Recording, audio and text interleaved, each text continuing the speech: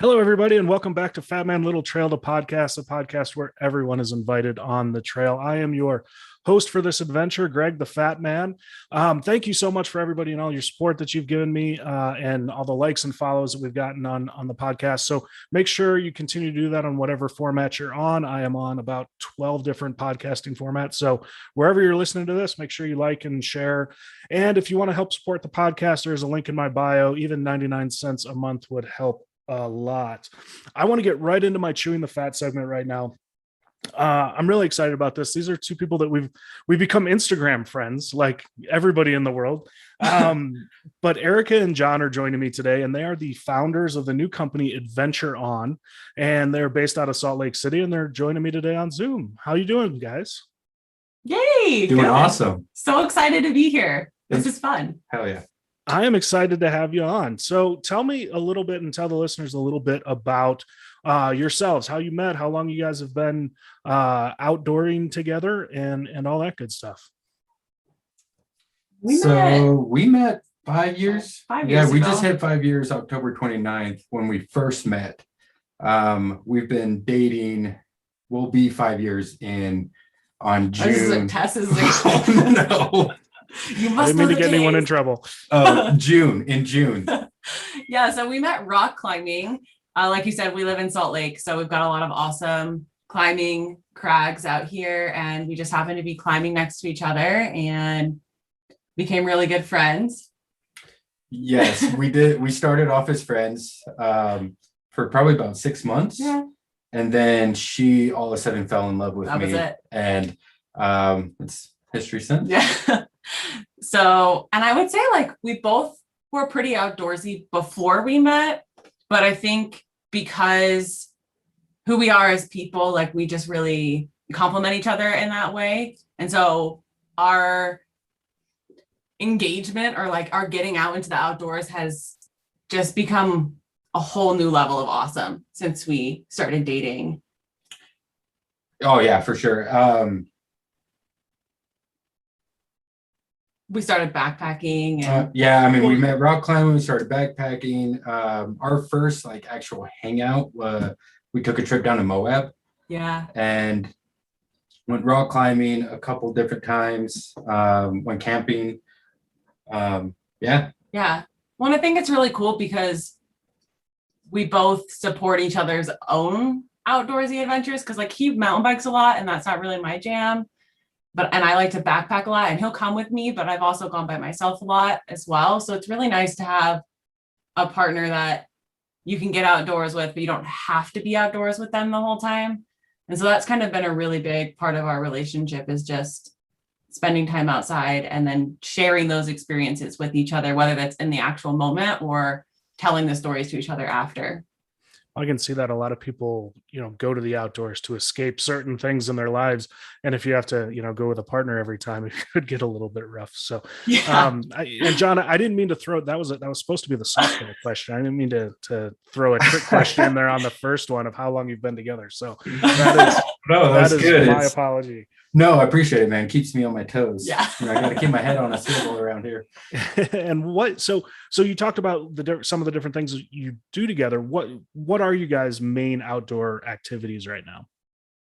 Well, right now is the weird season. It's that weird time of year where in the winter we snowboard a lot, but it's not quite there yet. So right now we're getting into a little bit more cold camping weather, which we're not as familiar with, like snowy camping weather.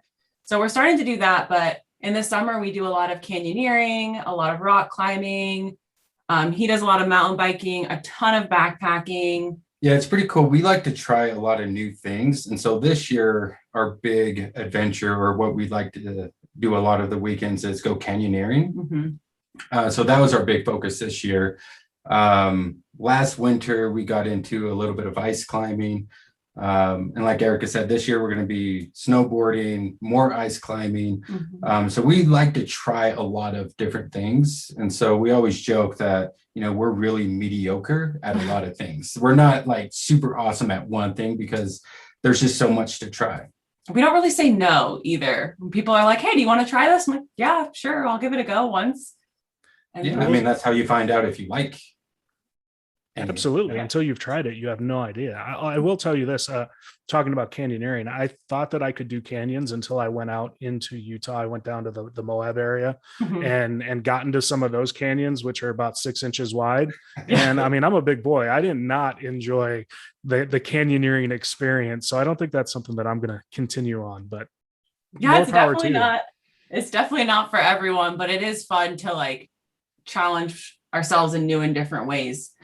Yeah, canyoneering is cool though, because there are like just so many different types of canyons. Like the one you're mentioning, there's really narrow, but there's some canyons that are just full of rappels or maybe water or down climbing or just different things like that. So it's like the variety you get from canyoneering is all over the place. I think the Grand Canyon is a good width for me. I could handle that one. But those slot canyons, I was not prepared for.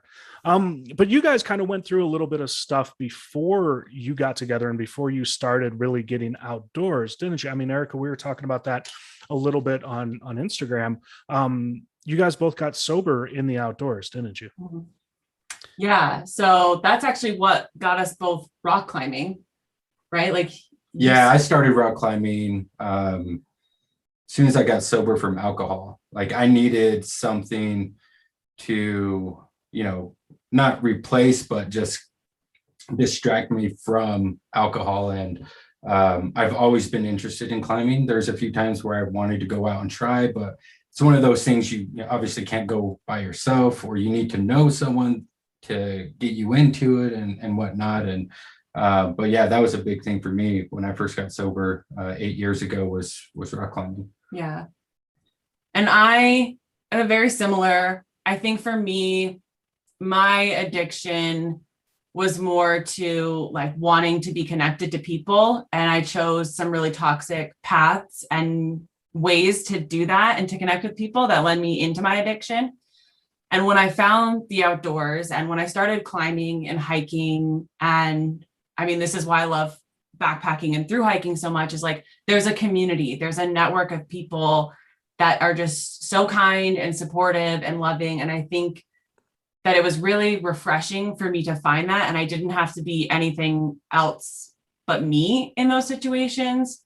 So that's what really helped me in those early few years. And then it's just become our lives now. Like, I think even when people ask if we want to go out and even go out late, like we were joking before we started, like we want to go to bed, it's because we want to get up early and we want to see that sunrise and we want to go out and climb. And I'd rather spend my days seeing all these beautiful landscapes that Mother Earth has to offer than drinking all night at the club or being high or whatever. So we kind of just created a life that didn't really align with anymore.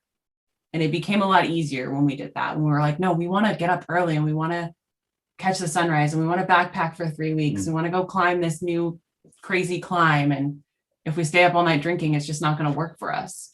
Yeah. And like Erica mentioned, the community you find within adventure and whatever your adventure is, rock climbing, hiking, mountain biking, whatever, everyone there is just super welcoming and they bring you in and you immediately have something in common. And that's a huge component of it, is just being able to meet new people and find things that you have in common and just get out. Yeah. And I mean, I know that's not the experience of everyone in the outdoors, but I think like if you find the right people, because I've had some negative experiences, but it's all about like finding your group, your people. Like when we backpacked this summer, we were with the same people for like 3 weeks and they're like family now because you go through all these experiences. I mean, like when you're outdoors, it's not easy. You've talked about this on the podcast before, Greg. Like there are so many challenges that the outdoors and getting out on a hike can present to you. And it's really about how you adapt to those things. And when you go through that experience with another person, it's really bonding. It's really cool. Well, it's nice that within the community that people are so willing to help. Yeah. Because like when I first started rock climbing, I didn't know what I was doing, and I had friends that would take me with them. They'd share their gear. They'd, show me the ropes, and I learned a lot from them. And it's the same thing within the backpacking community. Oh, yeah. when you're on trail and you're talking to these people and you're sharing different tips and different things that you've learned on the trail and different experiences that they had. And, you talk a lot about food and what they're eating and, do they make their own food? What did they learn last time they were on trail? So it's really cool to be able to have that community where you're just trying to build each other up. Yeah. Well, and that's something, what you were talking about, Erica, having to change your mind. And instead of wanting to go drinking all night, you want to start, getting up early so you can do a sunrise hike or something like that I can connect with. Because when I started hiking and starting my journey, I was in some of the worst, places I'd been from a mental health. I was, probably drinking too much and not taking care of myself at all. And I was like, I'm going to start hiking because I think it's going to really help me lose weight and get in shape. And, then I'll be sexy. And when I go out to the clubs and drink all night, then, it'll be good. But what I learned was that the mental health benefits of being in the outdoors and challenging yourself or myself were so important to me. Then it took the, do you want to go out drinking tonight question off the table, because all I wanted to do was get out on the trail the next morning and go 10 steps further than I went yesterday, or see, this rock, or see that waterfall, or get to the top of this peak, or whatever it was. But it just completely changed my mindset into a way of, at first I didn't think about it. I wasn't trying to make myself better. I was trying physically, I thought I'd make myself better, but what it did to my mental health and how it improved that was such a big step for me. And just something that, I can see, exactly what you were talking about is like sunrises become more important than, 3 a.m. does, staying out until 3 a.m. drinking. And that's what surprised me the most about this whole journey that I've been on, is that how important the outdoors is to just changing that mindset and changing that mental health. And obviously you guys have been through that same process. So good on you. I'll say that for sure. And as far as community goes, absolutely 100%. Like we met each other in a Instagram group text kind of situation. And we didn't even know we knew each other until we met each other again through another Instagram like messaging, and I'm like, wait, aren't you the people from this? And it's just, but the community is so open, and the outdoor community, like we all want to help each other, we all want to be better, and we all want to, if somebody's asking a question, we're going to give them the best answer that we can. And if somebody needs food, we're going to give them our last Cliff Bar, because that's what we do in this community. And it's just such a wonderful experience that I've been through. So I don't have a partner to go through it with me, but we're working on that too for the next podcast maybe. But I do want to, you kept talking about the through hiking, and that's something that I don't do. I do day hikes. I like my bed. I like warmth and all that. But I want to talk to you guys a little bit more about that, because that is something that fascinates me, and it's something that I want to start doing, but I just don't know anything about it. And it's a perfect segue of you guys talking about always trying to help each other. So help me with through hiking. You guys recently did the John Muir Trail, right? Correct. Yeah. First of all, August. Yeah. For those of us who have never been to California, tell me what that is. So the John Muir Trail, the true trail goes from the summit of Mount Whitney, the tallest peak in the lower 48, down into Happy Isles in Yosemite Valley.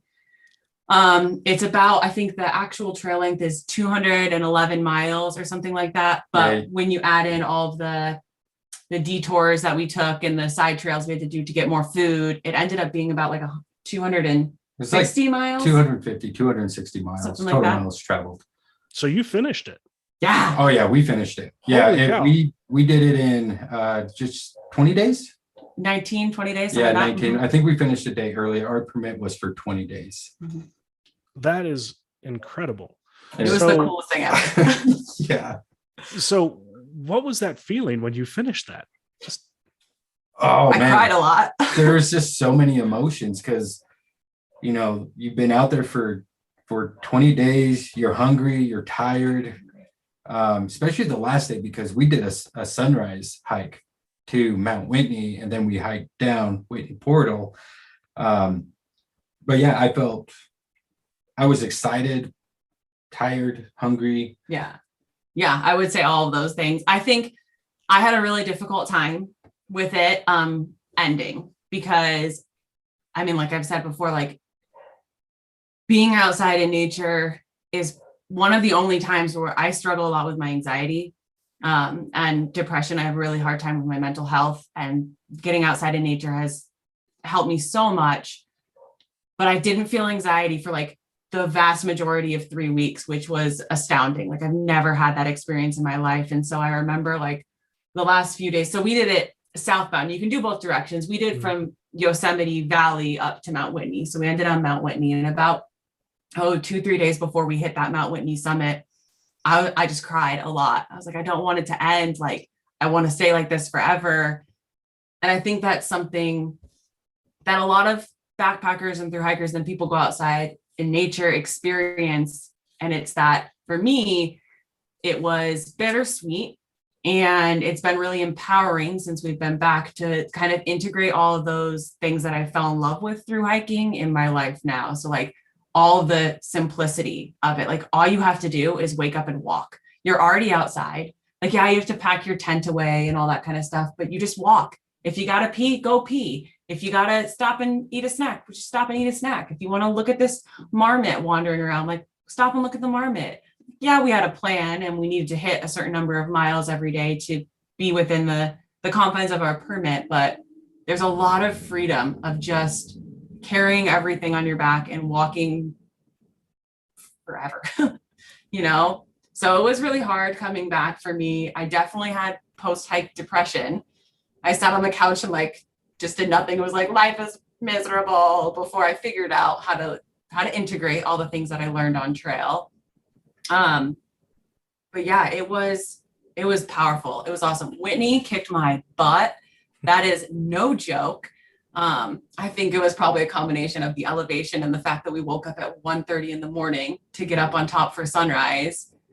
But yeah, he left me and hiked ahead so he could get up there and take some pictures of the sunrise and stuff. And I just like waddled my way, and I was like, I don't know if I'm going to make it. So I stopped and I waited and kind of felt it out. I felt like I was going to throw up and I waited it out, but we made it to the top, and we stayed up there a little bit longer than everybody else. So we got to be up there kind of by ourselves, which was nice. Yeah, being on the top, man, that view was incredible, especially to have the sun coming up. Mm-hmm. While we were out there was a lot of fires. We had the Delta fire smoke. No, Dixie fire smoke coming in.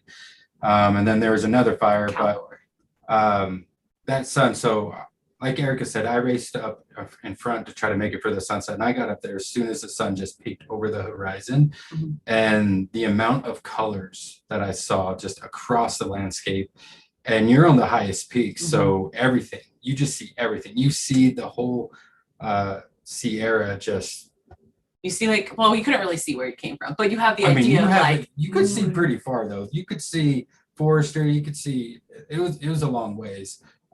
And just peak after peak after peak after peak. I've never seen anything like that. Yeah, it's pretty rad. And we've done we did Albert a couple years ago. Yeah, and that was really cool because you're up above everything too. But this was just a whole nother world of awesome. It was what an amazing way to end it with the sunrise on the top of Mount Whitney. You know, it's like, it's one thing to get up there at 2:00 in the afternoon, but to be up there for the sunrise, and it's like, you know, the sun is rising over your next adventure. You know, this one hasn't gone to bed yet. You know, it's still going to keep going with that sunrise. That's pretty impressive. Well, it made the whole thing worth it though. Like, I know we got up at 1:30 and left from Guitar Lake. And we got there at 6 a.m. and but then we had to hike the whole way down, and I don't think I've ever felt like I was gonna die. Anyone listening that has done Whitney Portal knows what we're talking about. But as soon as we got the summit and we're done with that, it was another 10-11 miles. Yeah, it was a lot of miles. It was like 10 because we ended up with 17 miles total for the day. Yeah, we did 6 up and then 11 down, and it was brutal. And you know, we're steep. On 2.5 hours of sleep, 3 hours of sleep. It's 6,000 feet of elevation loss. and it's just rocky straight down, like brutal on your feet. Your ankles are crying by the end of it. And then you get down to the bottom of Whitney Portal, and there's a little tiny burger shack, and they have veggie burgers if anyone listening is vegetarian. And we just gorged ourselves. We got so much food because we have been eating backpacking food, and you are in a huge calorie deficit. Well, honestly, that's the only reason we kept going, because we thought about stopping with like 4 miles left and setting up camp because we had another day, and then we just kept talking about cheeseburgers and fries and cold drinks and all this stuff. We're like, oh no, we can do this. We can do this. Food is a motivator for me. It's a great 100%. motivator. Yeah. Literally, you made fun of me the whole trail because I would say I'm hungry all the time. So I've heard it so much. I wish I had a video every time. Like I would make this collage. It was insane. It was so funny. But you are hungry a lot of times. So that's one thing. Like backpacking, I think you get away with, like, if you do like a little weekend adventure, that calorie deficit doesn't hit you as strongly as it does when you've been out there for multiple weeks. And I mean, you hear about like big long trail, like PCT, AT hikers talk about this, but it really does start to hit you after a couple weeks, and nothing will satiate that. You just are hungry all the time, but you're surrounded by beautiful things. So I guess it's a fair trade. I mean, I'm hungry on a 6 mile out and back. Like, trust me, I know what you're going through in a little way. Yeah. I mean, for the hike, we were out there, like I said, 19, 20 days, and we were averaging 13, 14 miles a day. So we're burning at least 4,500 calories a day, but we can only consume 2,500. Yeah. That's probably the hardest part of through hiking, is getting your calories in. Yeah. So take me to, okay, that's the end of the process. Take me to the beginning of the process. First of all, whose idea was this? Oh, mine. All her. Okay. All her. He said no originally. I was like, smart man. I'm doing the JMT, and like the process of applying for the JMT, like if you apply for the JMT, you probably know this, but like you get denied a lot. I can't count the amount of emails that I got from the wilderness people that were like, you did not get the permit. You did not get the every day. And so I just kept applying, and then it just happened. Real quick, in my defense, when she approached me, she said, we need at least 20, maybe 24 days. I was like, how do I take off a whole month for work? Like that's insane. Who does that? That's a big thing. Yeah. Yeah. Like, 1 week is a big deal, let alone a whole month. So I was a little hesitant. He's the logical one. He's the logical one in the relationship. I'm like, I don't know. Yeah. We're just going to do it. I'm just going to make it work, and I'll quit my job. I ask questions. Oh, that's a great idea. How are we going to do that? It doesn't matter. We're going to do it. Yeah. Like, okay. So it was my idea.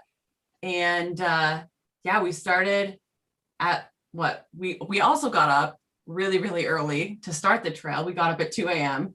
And because we stayed in Lee Vining, which is on the east side of the Sierra, outside of Yosemite, because they wanted to be able to shower and to sleep in a bed one last night. So we decided that was worth more than camping at the trailhead, which you can do if you have the permit. So we got up at like 2, we drove all the way down into Yosemite Valley, and then we hiked so much. So we got half dome permits, which was really rad. Yeah. So we got to do that. We got what they call the golden ticket. So you start in the valley, because there's different entry points within John Muir Trail. We got the happy ticket. You start in the valley. We also got half dome, and then we got to exit out of Whitney Portal. So that's like the best permit you can get. Yeah. So we met a lot of people on the trail that didn't start in, Happy Isle, didn't get Whitney Portal, didn't get to do half dome. We got really lucky. I was like super grateful for it. Is it broken down into sections where you might get a permit to go from point A to point B, but then you have to get off the trail? Okay. Yeah, so a lot of people that we met on trail started at different points within Yosemite, because the hike starts in Yosemite, whether you're down in the valley or up on top in Tuolumne Meadows, or other people started kind of in like the Ansel Adams Wilderness area. Some people hiked in Kings Canyon, because you go through 3 national parks. So there's a lot of different ways to do the trail. And then your exit points, if you're going southbound, are either Whitney Portal or Cottonwood Lakes, which is another like forever miles and a lot further. Forever miles. That is, yeah. This is a technical very thing. accurate. Yep. That sound like all trails right now. So yeah, we got really, really lucky with our permit, and it was an absolutely magical experience. It was so hard. Day 3, But the first day we started early, and anyone that's been to Yosemite, what's the trail? Mist Trail. Mm-hmm. You go up Mist Trail and you go to Little Yosemite Valley is the campground. That's a campground, yeah. Right. So that initial climb is 3,000, I believe. Feet, and it's just stairs. 3,000. Yeah, you're just stairs. And then from there, we dropped our stuff and went to Half Dome, which is all of the stairs that you could ever think of. Another, I think, 6 miles round trip. Yeah. The first section's 5, then 6 miles to Half Dome, and that's another 4,000 foot elevation gain. And then you come back down and you have to sleep in Little Yosemite Valley. But that first day was a shock because we have our packs full, right? We have all of our food, we have everything that we need. And we don't have our hiking legs. Yeah. We're just fresh. Yeah. I mean, we've done backpacking trips before this to kind of prep us, but not anything crazy. Well, that's my next question is what was the longest trip you'd taken before this 211 mile, 4 million feet of elevation gain hike that you just decided to do because you wanted to? 4 million feet of elevation. You're speaking my language. Yeah, that sounds right. I had done, so last year, I turned 30 last year during the pandemic, and I was struggling with some of my mental health stuff. And so I was like, what can I do? Because I tend to get into this place where I just want to run and I want to run away from everything. And so instead of running, I kind of like gave myself a week, and I decided to hike the Uinta Highline Trail, which is in Utah. And it's a 100-mile trail that goes through the Uinta Mountains, which is a little bit of like our mountain range here in just like a couple hours east of Salt Lake. Yeah. And so I decided to do that by myself last year. I got caught short by fires, but that was still the longest trip that I'd ever done. And that was hard. By yourself backpacking is no joke. It was a lot of crying, a lot of having to figure out how to motivate myself. And I think that really is why I fell in love with through hiking. I met some amazing people that I still talk to. One of the people that I met was our trail angel, which means she brought us our food instead of us having to ship it out to post offices. She met us at trailheads and brought us food on the JMT. And then the other one came and stayed with us before he just finished the Pacific Crest Trail this year. And so like I made in 5 days that I was out there backpacking, I did like 70 miles, and I made friends that I'm still friends with to this day. So I think that's why I fell in love. And that was my longest experience. I think yours was like 3 or 4 days. Mine was 5 days, I think was my longest. I've done a few I've done a lot of backpacking, but just shorter weekend trips, different things like that. But so that's a stretch to go from, 70 miles, 5 days, type of thing, to 21 days and 211 miles or what you finished at. Like, I can't make that leap in my mind, but so how do you feel like you were prepared going into it? Yeah. I don't know. I was just along for the ride. I was like, I don't care if I'm not prepared. I'm going to make it work. I think we were prepared, and I think we understood how challenging it was going to be.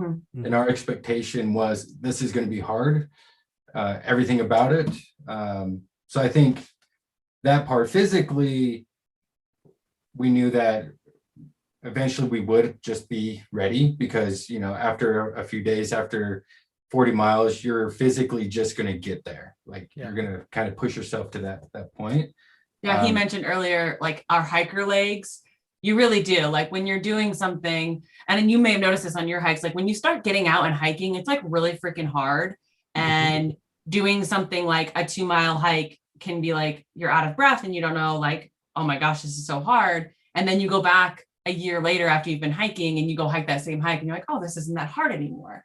And that's kind of like condensed down into 3 weeks where you're hiking 15 miles every day. Your body just catches up. And what took us 12 hours in the beginning to do 15 miles, I don't know, I'm exaggerating, but I don't know. I can't keep up with your numbers. But it took significantly less once we got our hiking legs. And so your body definitely adapts. I think we I also do a lot of research. I read a lot. I followed a lot of people on Instagram, on social media, watched a lot of documentaries about it, or like YouTube videos, to kind of get an idea of what are the things that I need to know? What should I expect?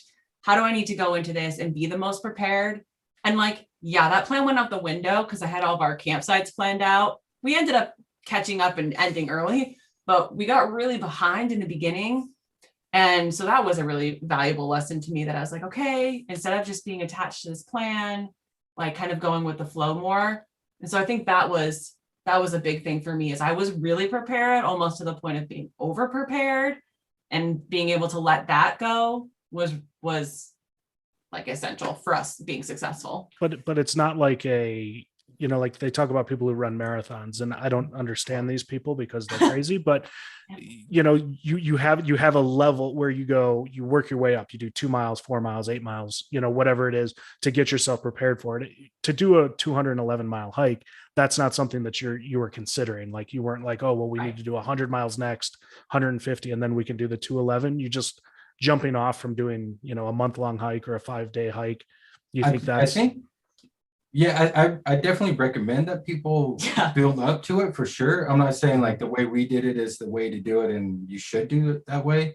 We're definitely extreme people. Yeah, I mean, we have enough experience backpacking, nothing like that length, but we had a good understanding of what we're capable of, because we do a lot, outside of just through hiking and everything else that we do. But yeah, I definitely think maybe spend a little bit more time getting ready for it. But Erica says she did a lot of research. She I did zero research. She was my researcher. She had it. She would just tell me, we'd lay in bed and she'd tell me the updates and different things like that. And I'd be like, okay, cool, yeah.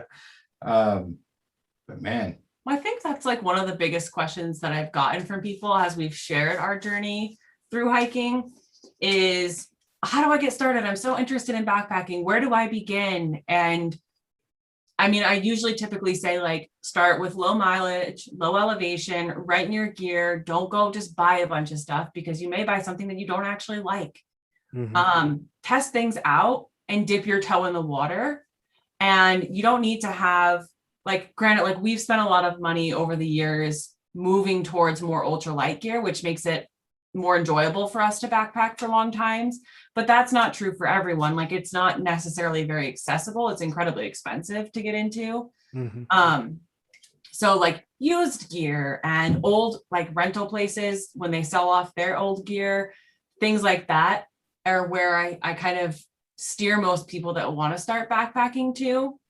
And even just like putting a little bit of extra weight in your day pack, getting comfortable with that and see what that feels like to you. Could you put 30 pounds on your back and get up the mountain?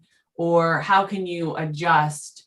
Because you may be able to do like a 13-mile hike with minimal elevation gain and, just your snacks and water on your back. But when you're doing a 13-mile hike with minimal elevation gain and you have 30 pounds on your back, it's a whole different story. I always put 15 pounds of chicken wings in my backpack, because I figure that is the best way to get through a hike, is knowing that the chicken wings are back there. And I need to come to Colorado and hike. You just need to have to hike with a fat man. That's the key. I've been doing this wrong the whole time. It's about the snacks, not the hike. So kind of the last question on the preparedness side is more on the end of it, though. Would you say it was more of a mental challenge or a physical challenge to do that hike? Mental. Oh, for sure. Mental. It's all mental, because there are days when you like do not want to hike we hit a wall about 2 weeks in, I think it was. And we're like, hunger hit so hard and your body is like telling you don't want to anymore, but you really can. I would say we hit a wall multiple times. Like, I mean, when we first started going, 3 days in, we were sore. We were tired, it was hard. We were climbing out of the valley, and I feel like we had where did we stop to get Tuolumne. And we stopped at Tuolumne. They had a little store there. We were able to buy some food and stuff and kind of re-energize. About the best plum we've ever eaten in our lives. We were so excited. It was probably just a normal plum, but we were so excited about it. But yeah, I'd say, that there was a little wall for me anyways, and being able to like have some food and like kind of reset and then go again. And day 4 was hard. And then, you know, we were out there for me like a week. And then I feel like I hit another wall because I'm like, okay, 1 week down, this is great. Then I just realized, okay, I have 2 more weeks now. Like that was hard, and 2 more weeks of this and same food and all this stuff. And so I think throughout, you know, you hit a wall and then you feel really good and you get moving and you know, you're accomplishing a lot, you get a lot of miles under your belt, and then you kind of get tired again. At least that was my experience. So I feel like mentally it was way more difficult because I got my legs after day 5. I could hike 13 miles pretty quick, not feeling super tired, not sore, just hungry. That wasn't hard. Yeah, I think for me, I loved being out there and I was totally fine. Like the 1 week I was like, whoa, we have 2 weeks. Wow, that's a long time. Okay, we're going to do it. I struggled more when, I mean, there was a physical component to it. So I'm very easy to please if I have beautiful views, like the, you know, jutted mountain peaks and all these high alpine lakes. Like I love it. I'll hike for days for those views. But there were several really steep switchback climbs where you're just in trees and it's hot. And I do not do well in the heat.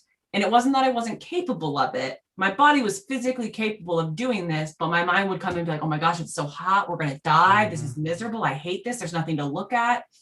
And so I just had to really focus. And I mentioned to you how I heard about you or found you. Didn't know that I already knew you, Greg, was I downloaded a bunch of podcast episodes. And when I felt that mental block coming in, I just listened to like inspirational stories of other people doing hard things. And was like, yeah, there's people and they can do this and I can do this too. And just kept putting one foot in front of the other. So that was for me, what really helped me get through that mental block of, I don't know. So what I'm hearing is that I was with you on that because you downloaded my podcast. Yeah. So technically I have finished the John Muir Trail. Yes, you have. Get a sticker right now, put it on your Nalgene, you've done it. I love this. So, okay. Again, I'm a complete rookie when it comes to through hiking. I'm a day hiker. What in the world do you pack for that first day, that first morning you show up to the JMT? What's in your pack? Oh, a lot. No, not a lot. No. I mean, we say a lot because there's a lot of because you have to keep the weight. You have to keep the weight down at some point, right? So you have to keep the weight down, but you also have to bring everything you need. So I'm curious of where you guys made those decisions. I brought more than what I needed, but I wanted to be prepared. And then I ended up shedding some of those things and giving some of those things to my friend that I mentioned that trail angeled for us. And she held them for us until we got off the trail because there were no mosquitoes. We bought a bunch of mosquito stuff and there were no mosquitoes, which was wild. But you stick to your big 4, which are going to be the heaviest items aside from food and water. Your backpack. So we both use Osprey packs. We love them. We haven't shifted to that ultralight frameless pack yet, but I don't know if my back can handle it. Yeah, I don't know if I'm a big fan of that yet. I guess I'd have to try it. But yeah, like Erica said before, we invested in some gear that was lightweight. And the Nemo. Yeah, we got a new tent this year that was light, and we split because we're hiking together. We are lucky enough to be able to split that weight. So I would take the poles and the tent stakes and the footprint, and he would take the actual tent and the rainfly. And that was pretty evenly split weight wise for us. And then we each had our own sleeping bags. Right. And then what else? I can't remember what the base weight, what we had for the big 4, what our total weight was. I don't know. We have it written down. I can't remember off the top of my head. But then outside of that, we had, our food supply, which we had to carry a bear vault. We had to put the food in a bear vault. Okay. Which is like this big plastic bulky canister. I don't know if you haven't seen one. Yeah. They're not like easy to pack or hike with. They're kind of a pain in the butt. Oh, they're a huge pain because, we packed food in sections, right? So our first section was 5 days, 5 different days. So 15 meals roughly. I don't know. Yeah, math. Something like that. And then we had another 5-day supply, and then we had a 7-day supply, and then we ended with a 4-day supply. And you're putting it in the same canister. So Yeah. space is all sorts of weird when you're doing that. And the hardest was the 7-day supply. That was full to the brim because you have all your food, your meals, you have your snacks, your energy bars, your Toiletries hydration that smell packets. and stuff. Yeah, Everything anything has that has a scent you have to put in there because of, you know. So you're like shoving it down and making like, it's like it's like Tetris, really it is. Mhm. And you have to make it work somehow. So we had that. We had our cook setups. Yeah, We we both had had rain gear. rain gear, solar power. You know, I had panels that I set on my pack while I'd hike or at camp, so we could charge our Garmin InReach phones. I had my luxury item was my camera setup. Okay. So I had my Nikon 7 plus a lens plus my tripod. Here's all with 7 me. pounds of camera gear. It was about pounds. 7 pounds. My total pack weight on the heaviest was 41, 42 pounds. Okay. But if you take the camera stuff out of it, my pack weight was 34, which is really good. Erica's was like 30. It felt like 5. Yeah, but like, I mean, some other essentials for backpacking, like we had a little first aid kit where we had duct tape, which was a game changer. Moleskin, not my favorite. I got some blister. Well, towards the end of the trail, I got blisters. Duct tape, good to go. If there was camping, if you have a rip in like your sleeping pad or any of your tents or camping gear or your backpack or anything on the trail, like duct tape. It's so simple. And we just had this like little mini roll that we take with us. Band-aids, first aid stuff, all that good stuff. Yeah. And then we had camp shoes. We did bring out camp shoes, which was really nice. But we started using a bidet for hiking, and it is literally stop what you're doing right now, press pause on the podcast, go get a bidet, and then come back and listen to how awesome it is. Just trust us before we even tell you. It was like, because we didn't shower for like 2 weeks. And so it was so nice to have something like that was like a treat.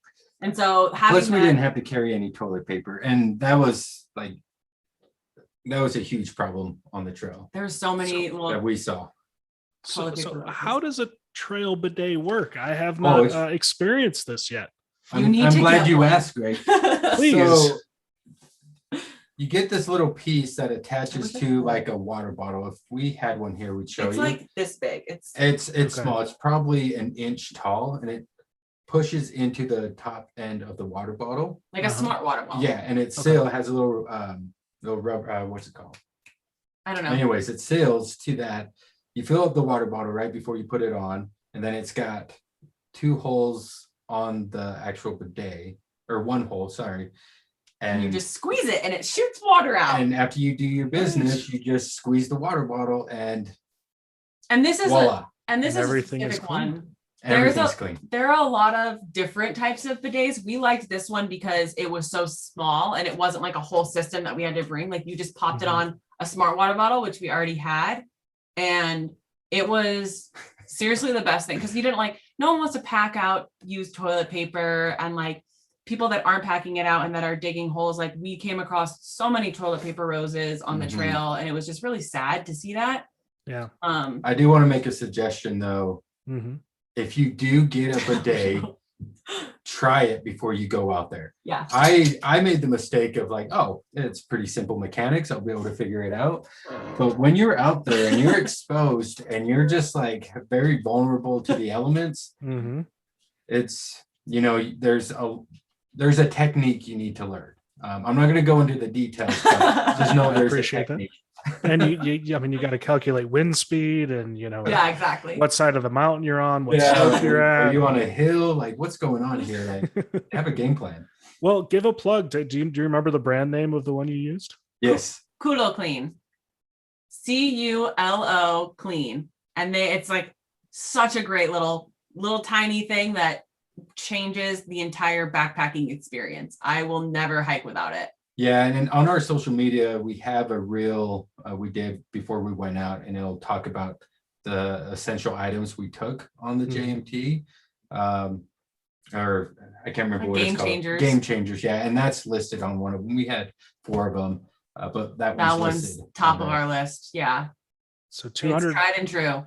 211 miles, a 41-pound pack, a 34-pound pack, and all it took was a little tiny adapter to your water bottle to make everything worth it. So Yeah, we didn't use toilet paper for 20 days. It was that amazing. I get that it sounds like that was the highlight of the JP. no, I totally understand. No, you're right. It is a big part of that for sure. Yeah, because if you're I mean, no matter what it is if you're uncomfortable, it's just something else that gets added. That's another layer that gets added on to giving you an excuse to quit, or to give you to make you upset, or to make you not want to go on. So if you have that thing that just gives you that little bit of comfort, that's just the best way to get through anything. Mm-hmm. Yeah, 100%. Well, I do want to talk, before we run out of time, I do want to talk about the company that you started. You guys are the founders of Adventure On. Tell me what that is and what you're doing with it. You want to take this one? Yeah. So Adventure On. So we started this back in earlier this year, and basically our mission with Adventure On is to provide exclusive experiences for individuals to explore the outdoors and to define their own adventure. So what that means for us is, adventure can mean a lot of things, right? For people, it can be hiking, rock climbing, mountain biking, and it's super broad. So we want to take our experience that we've had with a lot of different adventures that we've done, and we want to share that with the community. We want to showcase different things that we've done. We want to be able to help people get outside more, and encourage people to get off the couch and say, yes, the outdoors is for everyone. It is not an exclusive thing. Like, it is very inclusive, and we want everyone to experience that. Yeah, I think that's like our main focus, is just providing those unique, inclusive, accessible opportunities for everyone. Because most people, when they see how we live, and because we go a lot of places and we try to make adventure, the focus of our life, like, oh, I can't afford that. I could never do that. I don't know where to start with that. And we want to kind of take away that barrier. I mean, kind of really similar to what you've started to do with Fat Man Little Trail. Like, you're focused on getting people in the outdoors and providing them with these tools and tips. Like, I've loved listening to the podcast and like having different people on, like, for weather, and like, what do we do to prepare for weather on the trail and stuff like that.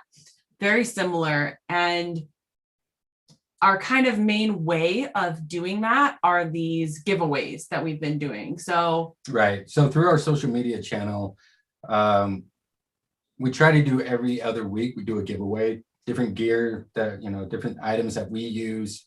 But it's our way of giving back to the community, and like Erica said, making it more accessible. If we can tell you about, a backpack that we're using, or something that we really enjoy, and make that available for someone to try, or to maybe get them excited about going hiking, or whatever it may be. I mean, that's to get, like, you don't need to go out and buy all these things. Like we said before, it's really expensive, or it can be, to get into the outdoors. Let us help you. We know that this works. We have personally used this gear, and we trust it. So now we're going to give it back to you. And we've actually met a lot of really cool people. We've done giveaways like backpacks and climbing gear, cook sets, things like that. And we met a lot of really cool people in the process, and seen how it's inspired them to get outdoors more. So that's been a super awesome part of it. And then the next level up are these like big adventure trip giveaways that we're doing. So we just did our first one. It was super fun. Yeah, we did the Ultimate Moab Adventure, where we took people down to Moab, did a bunch of cool adventures down there. But we provided that as all inclusive. Oh, wow. So we took care of everything. We flew them out. We partnered with some friends, glamping Canyonlands down there. So they went glamping for the first time, did a bunch of different things. But that's part of the inclusivity, right? So there's a lot of things out there that, maybe you don't know about, or maybe it's just not accessible. One example I like to use is rafting the Grand Canyon. So I don't know if anyone's ever looked up rafting the Grand Canyon, but it can be really pricey. Mm-hmm. So it ranges for one person for the 6-day to 13-day. It can be anywhere from $4,000 to $9,000. And that's just for one person. So if you and another person want to go, you're in a lot of money. So we want to do these higher end trips that give people the opportunity to have these experiences that maybe they wouldn't normally have. So that's the big push for Adventure On. Yeah. And I mean, like, oh, go ahead. I was going to say, I just absolutely love that because I know the people I've run across and me myself 2 years ago, I wanted to do it, but I was like so intimidated of going out and hiking and going out and being in the outdoors. And you think about it, you're like, the outdoors are free, but to really enjoy it, you do have to buy a backpack, or, I didn't even know they had hydration packs. I'm like, oh, so I have to have water bottles in a backpack, and I have to, and do I need hiking poles? And it starts to get intimidating. You'd be like, it's easier just to stay on the couch and watch TV. I can turn on National Geographic and get it all. But once you get outside, you realize like everyone can do this. So I love the fact that you guys are trying to bring people out and to try to let them experience what you guys have been lucky enough to do over the last few years. So that's a wonderful program. You mentioned the giveaways are through your social media channels and your I'm guessing that's where you can find most of the information. So I want to make sure that before we get any further, you guys tell us what those social media channels are so that people can find you out there and join on with Adventure On. Yeah. So we have Adventure On Us, which is our Instagram handle. We also have our website, adventureon.us, where you can get, you can access the blog, gear tips, gear reviews. A lot of those things are also on our social media. And that's where we do a lot of the gear giveaways, specific giveaways, is through our social media. So Adventure On Us and adventureon.us. is the website. Yeah. And we have a lot of, like, we have our own merch or whatever you want to call it. So we have like different t-shirts, and we try to be as sustainable as we can be in the process of making those. And it's kind of fun to just like rock inspirational gear while you're out on a hike, like have a couple really fun Leave No Trace shirts and hats and beanies and all that kind of stuff. And just to continue to inspire people to get outside. And it's been really cool to run into people and they see, our shirt that we're wearing, and then it starts that conversation and we just inspire each other. And it's just been really cool to connect with people as we've created this. And we have a lot of long-term goals, like scholarships and retreats and getting into more technical gear for the outdoors. But right now we're just getting started. And so far it's been a blast. We've loved it. Yeah, super fun. That's great. My only goal is world domination. I'm not there yet, but I'm working on that as well. No, that sounds awesome. And if you need a guest reviewer or blogger or anything, you let me know. I'd love to join in and help you guys that'd out be awesome. in any ways that I can. And if you ever start a podcast, I will be a guest on your podcast. Oh, we would love that. Yeah. I keep talking about starting a podcast. He's like, I don't know when we're going to have time. I mean, that's on the list. We have podcasts. We want to do a YouTube channel. There's just so much that we get really excited. Yeah. We just want to get that information out there, and we want to help people and have them understand, like, this is for everyone. And to your point, you were saying before, like, there is a little bit of fear of how to get started. Like, no matter what you're doing, mountain biking, hiking, rock climbing. I remember when I first started rock climbing, I was terrified. I'd go to a gym and I'd be like, I don't even know where to start. Like, how do you do this? And so I was lucky enough to have a mentor and have someone show me how to do things and whatnot. And we want to create a space where, if you have a question, you want to try something, or, you saw one of our reels, we're rock climbing or something, and you have a question about that, like, you can shoot us a DM. Happy to answer, happy to help you in any way we can. Yeah. Actually, social media can be really overwhelming, but I think that's one of my favorite parts. I mean, like, that's how we pretty much connected. And I've loved meeting all these really fun people, and people always ask us for tips about different things, like, hey, have you used this gear? Do you like it? And it's been really cool building a community. And that what you were talking about, John, with a mentor, that is so important. I had a mentor, and on my blog, I mentioned, my hiking mentor, Scott, all the time. He's a guy I used to work with, and he's a Colorado born and bred guy. I grew up in, outside of Chicago. So, the outdoors wasn't born in me.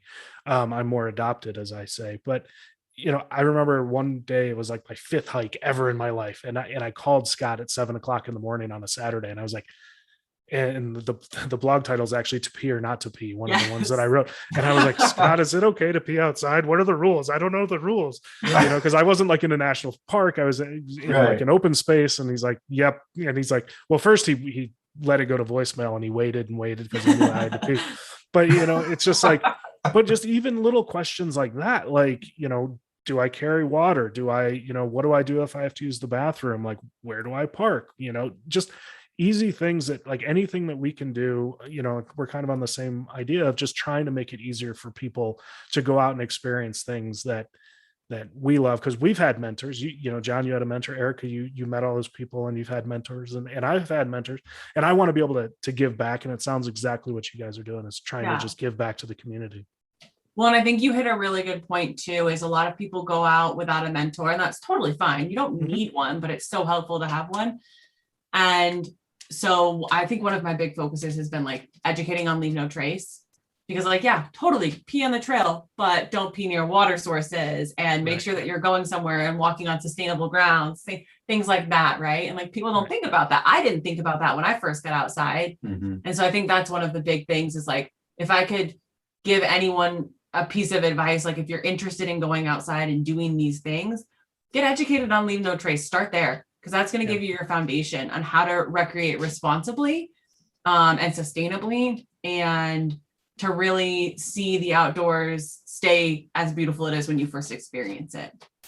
Absolutely. Yeah, that's a really good point, because I think people generally just don't have an idea, and they go out there and, whatever happens, happens. And through our social media, we've actually had people reach out when we post something about leave no trace. They'd be like, oh, I didn't know that was a thing. Like, I didn't know you had to do that. I didn't know about the soil in the desert, and that we're not supposed to hike on that. And like, and it's not that they don't care. It's just that no one has actually had that conversation with them, and they don't know who to ask. Like, where do you go to find that information? Like, you can call the ranger station, you can, Google it, all that stuff. There's ways to find it, but I think the big point is just being educated and having, someone to look to for that. Right. Well, and we saw a huge uptake of people outdoors during the last year, right? Like, and Leave No Trace did a study on it to see like kind of what we should expect moving forward. And they said this engagement in the outdoors, people getting outside, is here to stay. So now our goal as advocates for the earth, like I take that, like, it's my role as an advocate for the earth, as a fellow person in the outdoors, is to share my knowledge and education and say, hey, I saw you drop that apple core on the ground. Did you know that Utah's an arid climate and apple cores aren't naturally, here in this environment, they don't degrade. Even though they're biodegradable, they will not degrade like how you think they're going to. So you need to actually pack that out. Or, hey, don't step on that soil because that's cryptobiotic soil. Let me teach you something cool about the earth that you're on. And that's kind of a huge part of when we share these adventures and we share these ideas, and we're doing everything that we're doing with Adventure On. We're always continuing to have that little Leave No Trace part of it, right? Like, yes, go on this awesome hike that maybe people don't know about, but also when you're there, check and see if there's anything that you need to watch out for on the Leave No Trace list. Like, do you need water? Do you need to get a map? Yes to both of those, always. Is there soil you need to look out for? Are you noticing trash on the trail? Are you packing it out, kind of thing? So, yeah. I agree with everything you just said. I was trying the whole time. I was thinking about, where does the bidet fit into Leave No Trace? I'm just stuck on the bidet at this point. But well, you're not leaving toilet paper, so you're leaving no trace of toilet paper. Yeah, and I mean, there is a proper way. We were not going to go into it. I say it mostly in jest. I know you guys did it the right way. So anything else you want to talk about Adventure On before we move on, or anything else that you wanted to mention that I forgot to ask you? Because I have the hard questions coming up. I'm excited for the hard questions. I'm excited to hear what his answers are, actually. Oh, I'm nervous. Are you ready? Are you guys ready for the hard questions? We're so ready. Is this the rapid fire? This is okay. Almost. First, again, everybody check out Adventure on Us on Instagram and adventureon.us on the internet and find all the information that you can from Erica and John. But now, Erica and John, it's time for the buffet. I need good music here. Da, da, da, da, da, da. Here are the rapid fire questions. Are you ready for the buffet? Yes. And these aren't kind of geared to you, so this will be pretty easy. Question number 1. Would you prefer to go camping, glamping, or stay in a hotel? Camping. I figured on that one since our whole conversation was about camping. I already know what the question is. I know. I feel like you cheated. Should I change them all? I'll change them all up. Number 2, road trip or fly to your destination?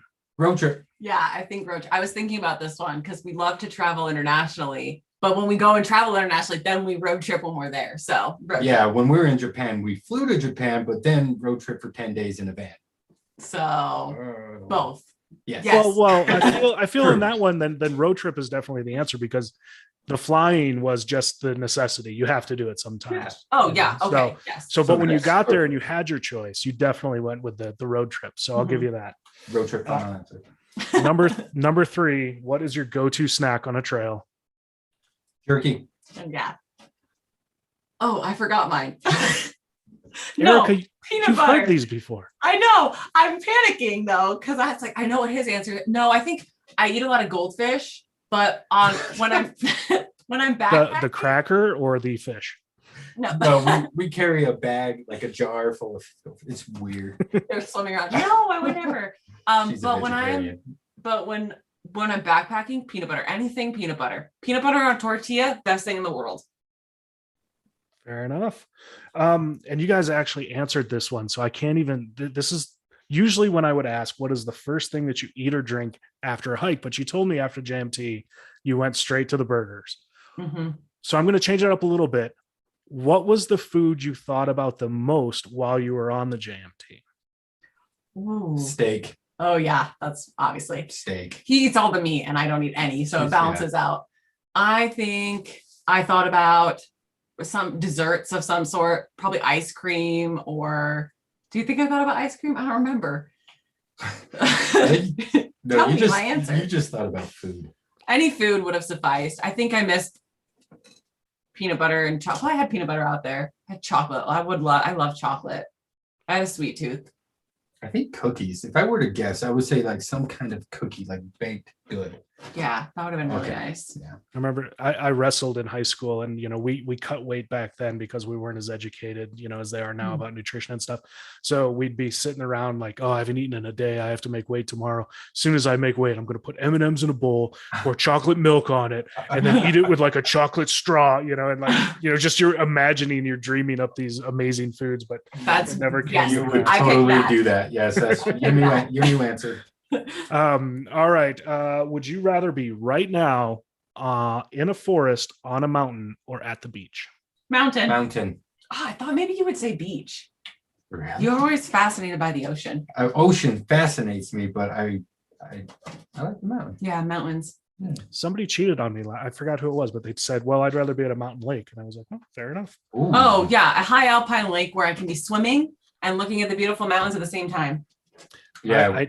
I tried a high alpine lake. It wasn't even that high. It was like 10,000 feet last week. And it was like 90% frozen. I thought it was 100% frozen, but I stepped through it about up to my shin and learned that the water was cold. Yeah. Wow. You've done very well in the buffet. You have nailed the buffet questions. Those are the 5. I feel like I need to start changing up the questions since Erica cheated. Hey, that's not fair. You can't be mad at me because I listened to your podcast. Actually, but as soon as he said buffet, I stopped because I knew we were going to get the buffet. So I turned it off. Oh, okay. That's a lie. Oh, dang it. Y'all nailed it. So I have one last segment, which I usually call my hike of the week, where I describe one of my favorite hikes that I've ever been on. But since you guys are my guest, you get to pick the hike this week. However, I'm putting a caveat on there. because we talked this entire time about JMT, it can't be JMT. So you have to pick a different hike for me and tell me for sure. I want you to go favorite first. hike. Why do you want me to go first? Because I'm curious. I don't want to pick the same hike as you. Go. Oh, you're going to change it? I might. Okay.